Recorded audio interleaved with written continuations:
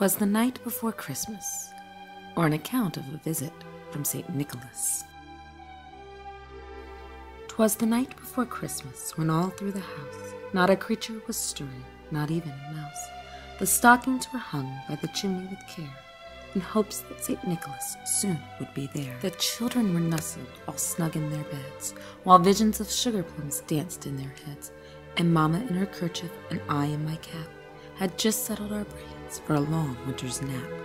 When out on the lawn there arose such a clatter, I sprang from the bed to see what was the matter. Away to the window I flew like a flash, tore open the shutters and threw up the sash.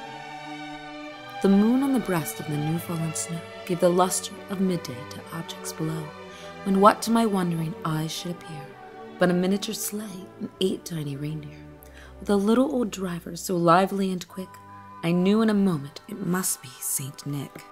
More rapid than eagles his coursers they came, and whistled and shouted and called them by name, now Dasher, now Dancer, now Prancer and Vixen, on Comet, on Cupid, on Dunder and Blixen, to the top of the porch, to the top of the wall, now dash away, all.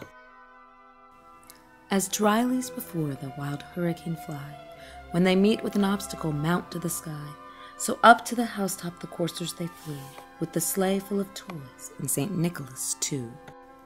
And then in a twinkling I heard on the roof the prancing and pawing of each little hoof.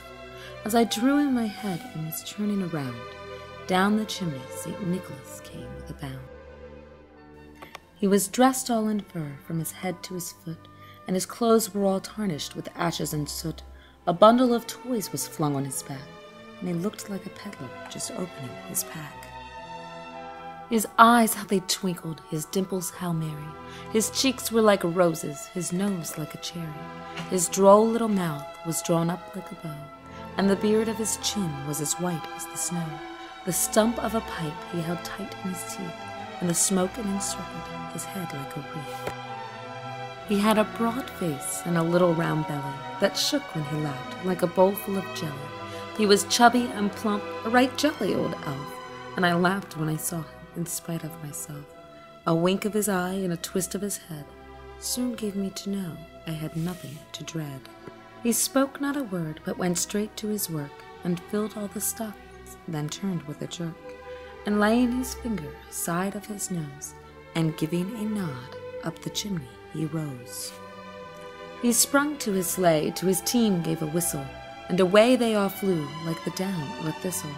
But I heard him exclaim ere he drove out of sight, "Happy Christmas to all, and to all a good night."